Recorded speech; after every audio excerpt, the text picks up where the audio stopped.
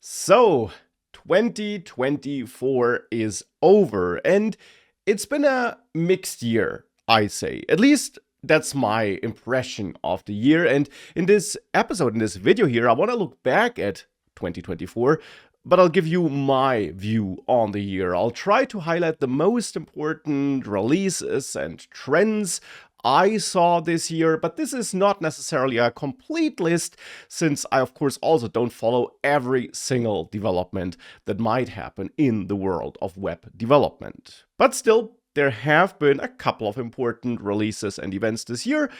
But of course, since I said it's a mixed year, there also have been some problems or difficult times as a web developer, I would say. Because most importantly, the macroeconomic environment is still not that great. Or you could say it's back to the level we had before COVID. Though that would probably be wrong, because at least if you look at jobs in the US market, it's below the pre-COVID level. So we still got some catch up to do here. And of course, that is a problem. I have talked about this in separate episodes and videos, so I won't dive deeply into this now. But of course, less jobs, far less jobs than we had in 2020 and 2021, most importantly, means that it is, guess what, harder to find a job, and that being a web developer simply is harder since, well, you need some way of earning money, right? And that has definitely gotten more difficult. You could also say that now it's more important than ever to be a good web developer and not just a below average junior dev who doesn't really invest the time to become better. Because a couple of years ago, almost anyone who could write a single line of code got hired. At least you could get that feeling. Now it's definitely more difficult, and you need to be better. You need to stand out to, well, earn money as a web developer, no matter if you're trying to work as a freelancer, get a job, or maybe also start your own thing. At the same time, maybe it's less important to be able to write code because we have AI, right? And that can also be a danger for us web developers or software engineers in general, because AI can replace us and do our work. Well, it's a difficult topic. I've also talked about this in previous videos and episodes. And of course, I think AI will take away some of the work we did, because AI can write code, decent code, actually. I'm just not convinced it can solve super complex problems totally on its own anytime soon. Though, of course, nobody can tell what the future will bring us. But as a developer, not just as a web developer, of course, you should, in my opinion, embrace AI and its existence and use these tools to your advantage. And learn how to efficiently work with GitHub Copilot, with Cursor, with all these other AI IDEs and plugins that come up almost every day. Be able to efficiently work with Claude or ChatGPT, and you know them all, right? So that is really important, because again, only the best developers, no matter in which area you're working, will stand out and win in the end. And the best developers are not necessarily the ones that write the best code. At least it's not just about that, but it's also about being efficient and leveraging all these tools you have. Because ultimately, as a developer, your job is to solve problems, and you can do that best in conjunction with AI at this time, in my opinion. So definitely challenging times where it's still worth it being a developer, but it's also definitely gotten harder compared to 3 or 4 years ago, I'd say. And that, of course, is definitely challenging, to say the least. Now, this is like the big picture, the current state of the industry, at least in my opinion. But let's dive a bit deeper into what actually happened this year in the industry. Which new frameworks and releases did we see?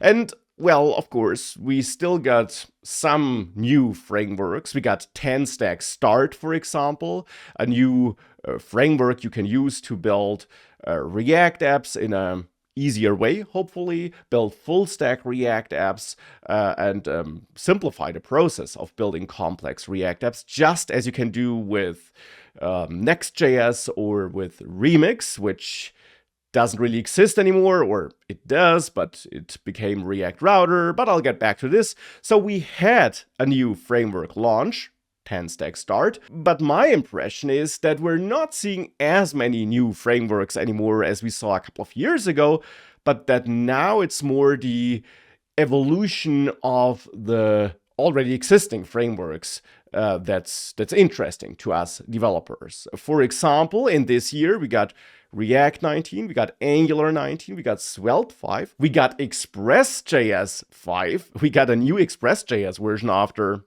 10 years or so, so that's interesting, and so on. So we got a bunch of new releases. And for example, React 19 mostly stabilized things that already existed, but only in Canary releases before. So features like server components that already existed before, but weren't really easy to use. You had to use Next.js to tap into them.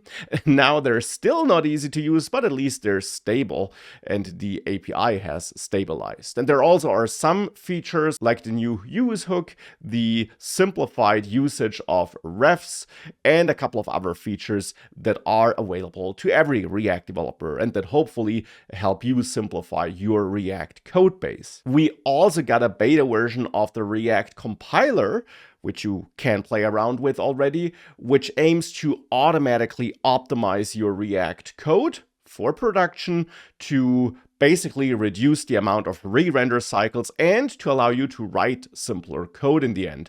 And which at the same time wants to allow you to write simpler React code where you don't need to think as much about hooks like use callback and so on.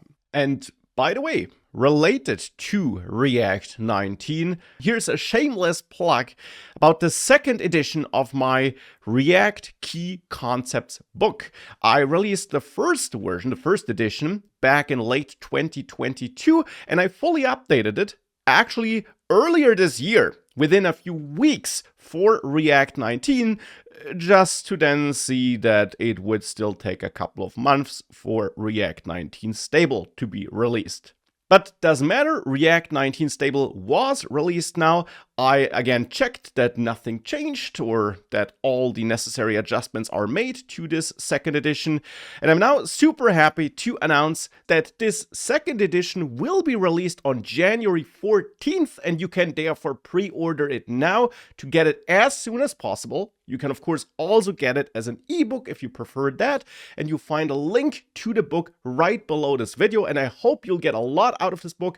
I had a lot of fun writing it. I put all my knowledge in there, and I hope it will be helpful to you. So that's been interesting, also because it's been some time since we last got a big new React version, though I guess it's always been like this. They don't release a new version every year.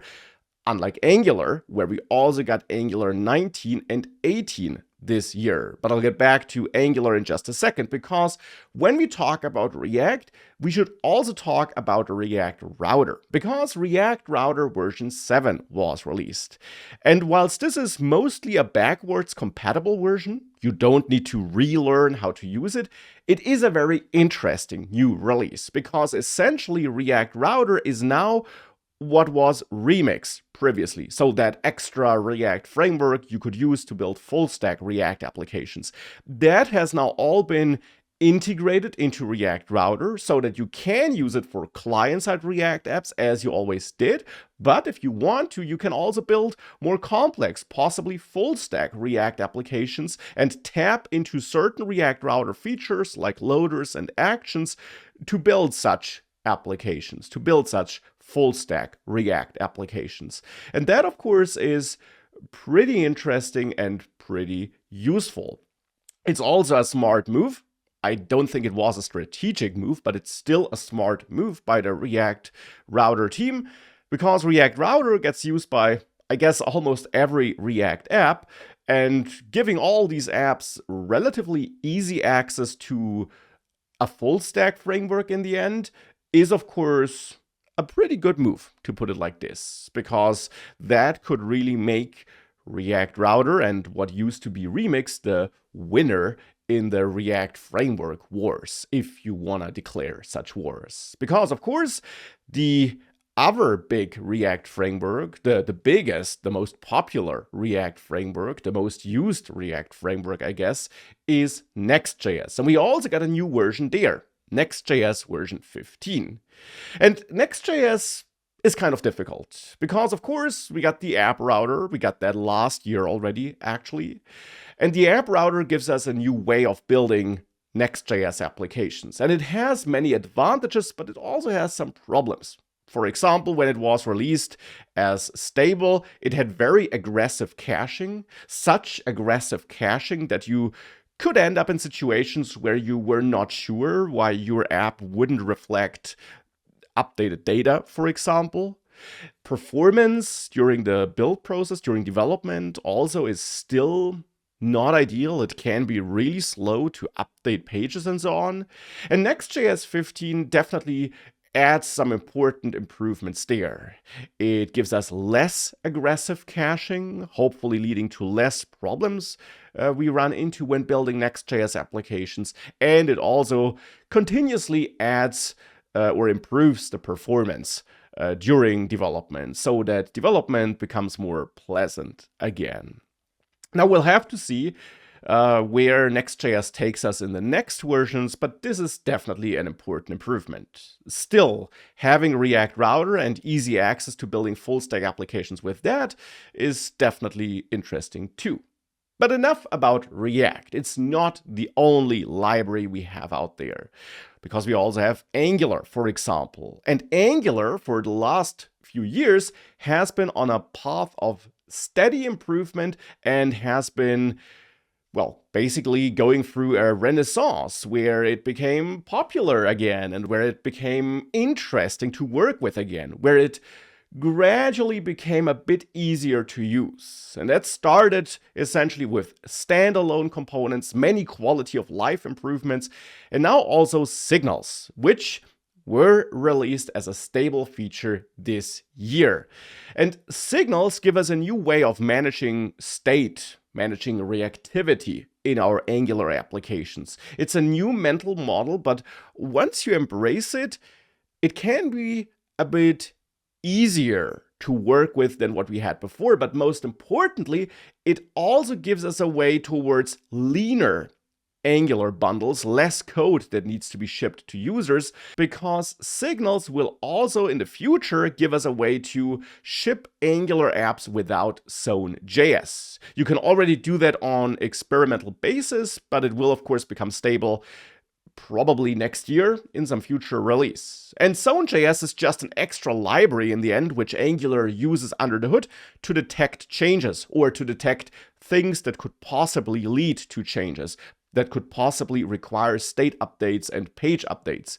And going through all these checks and listening for all these possible events that could mean that the page should update, as well as shipping all that extra code, is of course not ideal.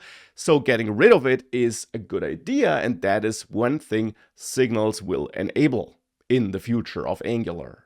And then there have been many other improvements as well, like typed forms, strictly typed forms, a better server-side rendering support with incremental rendering, a new syntax for conditional statements and loops in your templates, and much, much more. Just as with React, I have dedicated videos where I talk about these new Angular versions, of course.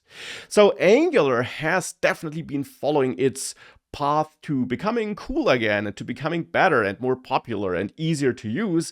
And I guess we can be excited about all the new releases we'll get there next year. At the same time, as Angular always did, all these new features and changes have been introduced in a backwards compatible way so that you can use all these new features, but you don't have to switch instantly. And of course, you also don't have to upgrade to such a new Angular version if you don't want to use these features. But having all these developments, having this innovation in the Angular space, that's definitely been interesting. And we also had a big new framework, a meta framework built around Angular, become more and more popular throughout this year. Analog.js is a framework that builds up on Angular, just as Next.js builds up on React, for example, to give you an even easier and more convenient way of authoring Angular applications, building Angular applications, and possibly building full stack Angular applications. So that's been amazing too. And with that, Angular now also has a really great meta framework, just as React has Next.js and React Router, Remix, TanStack Start, and as Vue has Next, for example. Now, Vue, of course, also saw improvements, minor new releases, no big new major version this year, but haven't you the developer, the main developer or the inventor of Vue has been pretty busy improving Vite. Now, not alone. He has a team for Vue, for Vite, and so on. But Vite has become the de facto standard build tool for modern front-end JavaScript projects, no matter if it's a React project, an Angular project, because Angular also uses Vite to some extent, and of course also for Vue projects, Solid projects, Svelte projects, and I'll come back to Svelte in a second, and so on. So he's done amazing work there, giving us better front-end tooling, fast front-end tooling that makes development fun again. So that's that. You will likely not interact with Vite yourself too much. You can configure it for your requirements, but it's great to have it for all these other libraries and frameworks like React and Angular to use it and to embrace it, which ultimately gives us a better developer experience and also better frameworks and libraries to work with. Now, we also saw Svelte 5 being released this year, and Svelte 5 is the next big major version of Svelte, as you can tell by the name. And the interesting thing here is that it basically switched away to some extent to the syntax you know and maybe love from earlier Svelte versions, which is why it got some pushback initially, because now it looks a bit more like React and all these other libraries. It essentially also got signals now, just yet another syntax for using them, but it also got signals now called runes in Svelte world. But of course, this change, this evolution happened for a reason. It happened to make building more complex Svelte applications a bit easier, to help with performance and many other things. And it seems as if the community has now basically accepted the direction Svelte is moving towards to, and it's again everybody's darling, which is great because Svelte is a really great framework, compiler, library, whatever you want to call it, and you can use it to build amazing front-end applications or also full-stack web applications. It also has its own dedicated meta framework, which is wrapped around Svelte, just as React has Next.js, for example, so that you can build these kinds of applications too. Now also with Svelte 5 though. Okay, so that were a lot of new versions, but I'm not done yet. We also got a Tailwind 4 beta being released. Tailwind, of course, is the most popular and the de facto standard tool or library you would use for styling in most web applications, simply because it can simplify the process of building good-looking websites, and also because you can move very quickly when using it as a web developer. And now with all these AI tools knowing all these Tailwind CSS classes, AI can help you with using these Tailwind classes too. So that's some meta level of why Tailwind is amazing. Now, the new version aims to give you some quality of life improvements. For example, some class names that make a bit more sense, especially around spacing, but it is still a beta, so we will very likely still see some changes there. Still, it's interesting to know that we got a new version there too. Speaking of new versions, we got Express version 5b released this year. And that's pretty interesting because Express.js is, of course, still the most popular, the most used Node.js framework you can find out there. It is a great framework. It's simple to use, yet powerful, gives you lots of flexibility. There is a reason why it's so popular, even though there are, of course, many popular competitors too, like Fastify or Next.js and many others. But now, after many years, we got a new major version released. It's actually still not the version you get by default when you run npm install express. That will likely change next year, I guess, but we have that version. And that version is essentially Express 4 with a few minor tweaks and improvements, and one big improvement, and that's around using promises in your route handlers, in your middleware. Now, if a middleware rejects a promise, it will automatically trigger your error handling middleware, and you don't have to manually catch the error and manually forward it as you had to do it with Express 4. So that's really great, and it's great to see that Express.js is still somewhat actively maintained. And it's nice to see that new version being released. Now, speaking of Express and Node, Node.js also saw some pretty interesting releases this year, and you can tell that Dino 2, which was released this year, and Bun, which was released last year, that these competitors are really pushing Node.js in the right direction, in my opinion. It's really seeing a bit faster development cycles, if you can call it like this, bolder development regarding new features that are being shipped with new Node.js versions. There are many utility things built into Node.js now. There are interesting new APIs exposed by Node.js, and essentially you can tell that all these interesting ideas, all this innovation that happened with Bun and Dino 2, the Node.js maintainers are fighting back and are trying to build as many good ideas as possible right into Node.js to give you less of a reason to switch to Bun or Dino 2. Now, of course, these alternative runtimes still give you certain features that are not in Node.js and that probably will never be there, and it's great to have these alternative runtimes, and you could absolutely consider using them. Therefore, of course, there's nothing wrong with this. It might actually be a good idea, but at the same time, the Node.js runtime is, of course, the most used JavaScript runtime when it comes to building backend applications with JavaScript. And therefore, it's good to see lots of innovation and evolution there as well. So thank you, Dino 2 and Bun. That's really amazing.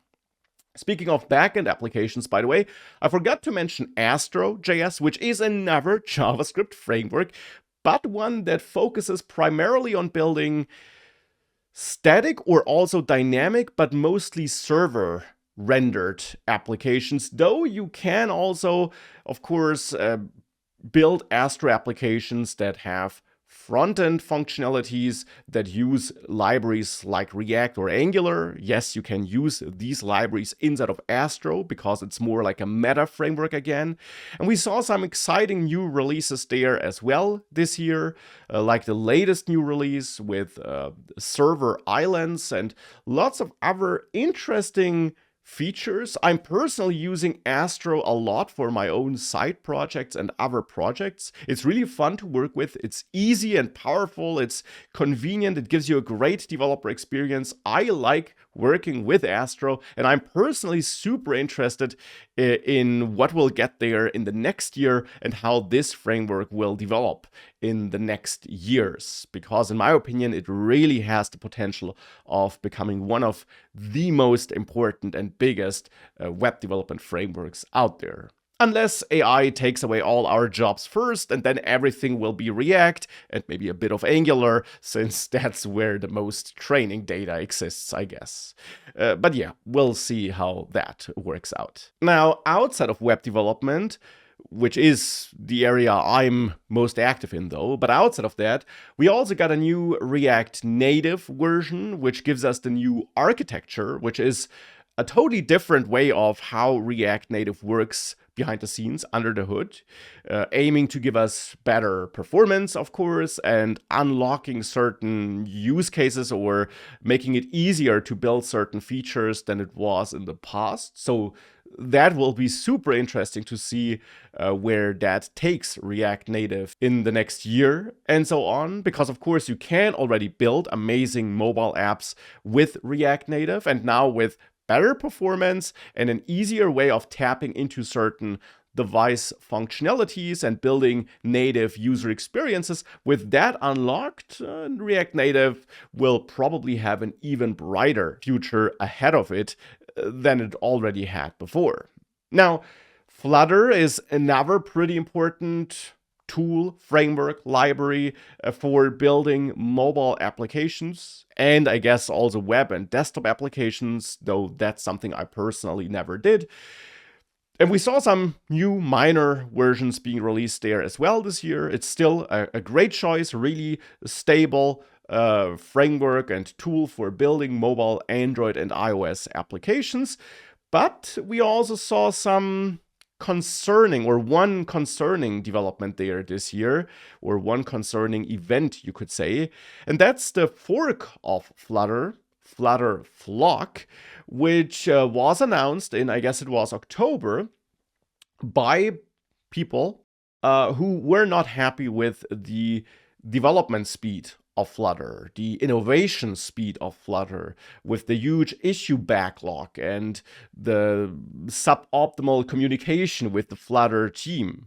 And this fork was created to build an alternative version of Flutter that incorporates many of the requests and features the community wants from Flutter, and which in the end aims to speed up development and the release of new features in Flutter. And that, as I discussed in a separate video and episode, is a bit concerning in my opinion, because of course, if we start splitting the Flutter community, nobody might win in the end. At the same time, it's perfectly understandable that people get the impression that Flutter maybe is a bit stuck. Not a lot of innovation is happening there. We got more and more widgets. We got an endless amount of widgets, but things don't always fit together that well. It can be really hard to get into Flutter if you look at all the features that exist right now, because we had new features but no real cleanup. And at the same time, there are certain features and requests that have been demanded forever and nothing happens there. So there are good reasons why this fork was created. Still, it's kind of a concerning development there, and we'll see if that will play an important role in the future of Flutter in the next years. Well, and of course, there would probably be more to talk about. Definitely let me know in the comments what I missed, or which important trends and releases you saw this year. And also let me know what you think about the future of web development. That's always super interesting for me, because I only have my opinion, and that doesn't have to be the right one, of course. But that's been my year, my take on the year, my take on the new releases we saw there, and I'll hopefully see you back in the next year. Have a great Christmas, nice Christmas with your loved ones, and a happy new year.